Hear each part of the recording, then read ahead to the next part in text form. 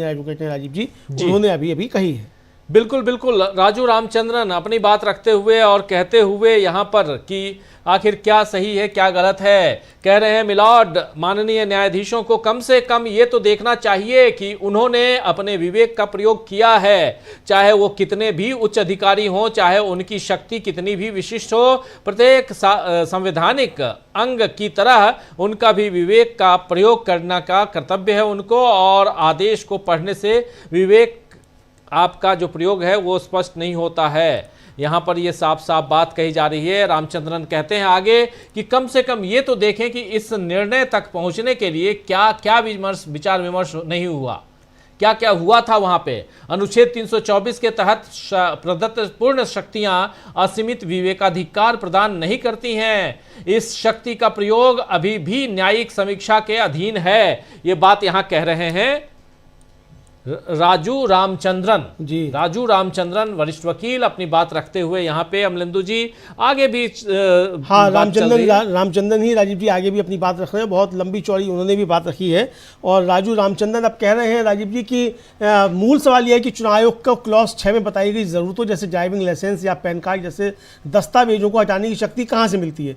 इसका जवाब आपके लॉर्डशिप को नहीं दिया गया है। एक एक करके वैधानिक प्रक्रिया से नियमों से ही इस तथाकथित पूर्ण शक्ति का इस्तेमाल करके चुनाव आयोग ने मेरे सम्मानपूर्वक निवेदन के अनुसार आपके लॉर्डशिप को संतुष्ट नहीं किया है। दूसरा, राज्यों के चुनाव में कारणों की कमी साफ दिखती है।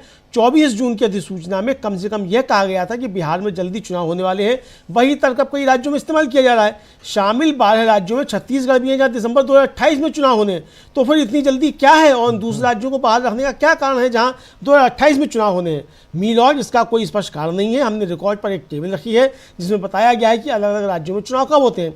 फिर मीलॉर्ड्स में पहले पेज पर पैराग्राफ 6 इस काम को विधायी चरित्र का बताने की कोशिश करता है।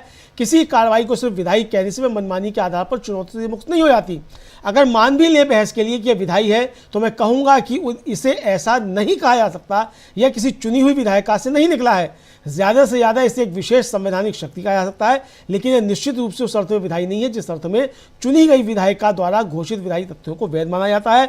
यह सिद्धांत किसी संवैधानिक निकाय पर लागू नहीं हो सकता, चाहे वह कितना भी ऊंचा हो जो चुना हुआ ना हो। मेरा आखिरी निवेदन यह है कि चुनाव आयोग के तर्क का मुख्य बिंदु, जैसा कि मैंने समझा, यह है कि सार्वभौमिक वयस्क मताधिकार के संवैधानिक आदेश को आगे बढ़ाने के लिए केवल नागरिकों को दिया गया अधिकार है। यह चुनाव आयोग का जरूरी कर्तव्य है कि यह सुनिश्चित करे कि इस मूल्यवान संवैधानिक अधिकार का प्रयोग केवल नागरिकों द्वारा ही किया जाए। आइए इस बात को मान लेते हैं, लेकिन हर शक्ति के साथ एक कर्तव्य जुड़ा होता है। अगर चुनाव आयोग ऐसी पूरी शक्ति का दावा करता है तो उसके साथ एक संबंधित कर्तव्य भी आता है, और वह कर्तव्य क्या है? हालांकि वोट देना है या नहीं देना यह नागरिक की मर्जी है, जिसमें नोटा का ऑप्शन भी शामिल है, लेकिन चुनाव आयोग का संवैधानिक कर्तव्य है कि वह पूरी वोटर लिस्ट तैयार करे। यह सुनिश्चित करना उसका कर्तव्य है कि हर योग्य व्यक्ति उस लिस्ट में शामिल हो। वह यह नहीं कह सकता कि अगर किसी ने कोई खास फॉर्म नहीं भरा तो हम कुछ नहीं कर सकते। अगर चुनाव आयोग खुद को इतनी बड़ी संवैधानिक भूमिका वाला बताता है तो यह भी उसकी सक्रिय संवैधानिक जिम्मेदारी है कि वह सुनिश्चित करे कि हर योग्य नागरिक वोटर लिस्ट में शामिल हो। इस काम में अपनाई गई पूरी प्रक्रिया एक सुविधा देने वाले की नहीं है, इसके उलट रुकावट पैदा करके मान्य पहचान दस्तावेजों को बाहर करके और पूरा बोझ व्यक्ति पर डालकर चुनाव आयोग ने, मैं तो कहूंगा कि यह सुनिश्चित करने का अपना संवैधानिक कर्तव्य छोड़ दिया है कि हर योग्य भारतीय नागरिक वोटर लिस्ट में शामिल हो। जी बिल्कुल बिल्कुल आप सही कह रहे हैं। यहाँ पर हर योग्य भारतीय जो है वोटर लिस्ट में शामिल हो, ये कह रहे हैं। इस प्रक्रिया में अपनाई गई पूरी कार्यप्रणाली किसी सुविधादाता की नहीं है, इसके विपरीत बाधाएं खड़ी करके मान्य पहचान दस्तावेजों को बाहर करके और सारा बोझ व्यक्ति पर डालकर चुनाव आयोग ने, मैं तो यहाँ तक कहूँगा, कह रहे हैं यहाँ पर राजू रामचंद्रन की, मैं तो यहाँ तक कहूँगा कि हर पात्र भारतीय नागरिक का मतदाता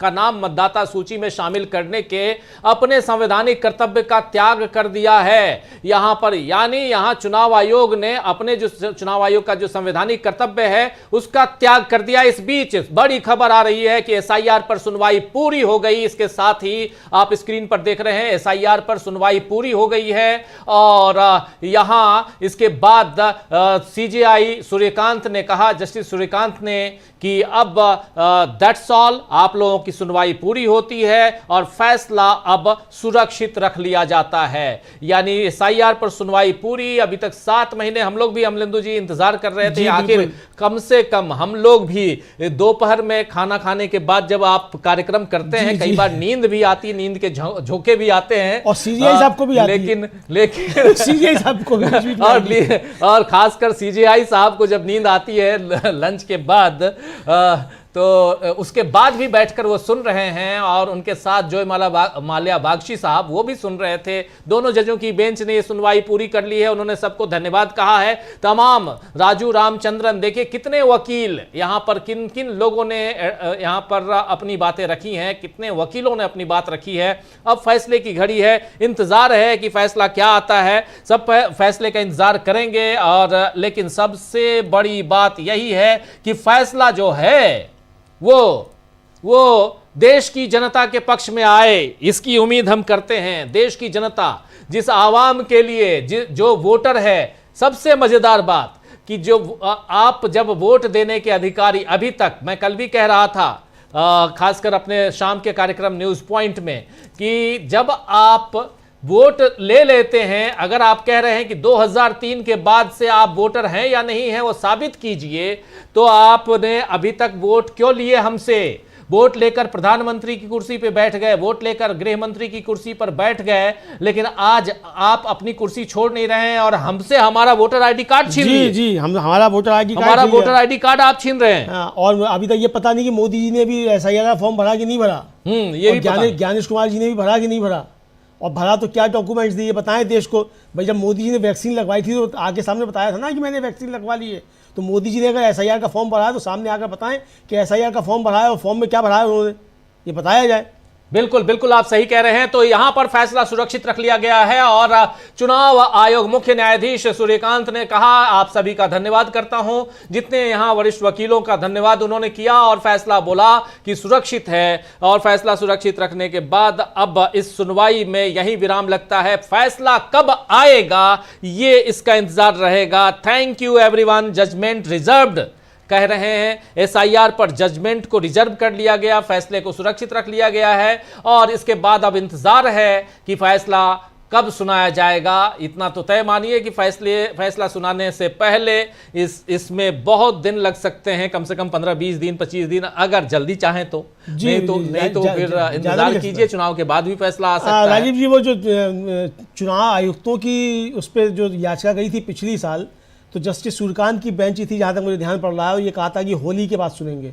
अगली होली आने को है, लेकिन उस पर अभी तक सुनवाई शुरू नहीं हुई है। तो फिर जस्टिस सूर्यकांत साहब हैं, बहुत काम है उनके पास। अब चूंकि वो देश के सीजेआई हैं, चीफ जस्टिस ऑफ इंडिया, तो इसलिए यहाँ भी इंतजार रहेगा, लेकिन फैसला सुरक्षित रख लिया गया है। और इसके साथ ही अब अमलेंदु जी, बहुत बहुत शुक्रिया, बहुत धन्यवाद आपका इस चर्चा में बने रहने के लिए, और तमाम साथियों। लेकिन सुप्रीम कोर्ट ने फैसला यहाँ सुरक्षित रख लिया है अमलेंदु जी, सुप्रीम कोर्ट ने फैसला सुरक्षित रख लिया है। मुख्य न्यायाधीश सूर्यकांत ने कहा, आप सभी का धन्यवाद, निर्णय सुरक्षित रखा गया है, फैसला सुरक्षित रखा गया है। एसआईआर पर सुनवाई पूरी हो चुकी है। 11 याचिकाएं एसआईआर, मूल रूप से एसआईआर जो है स्पेशल इंटेंसिव रिवीजन, ये चुनाव आयोग के द्वारा करवाए जा रहे मतदाता गहन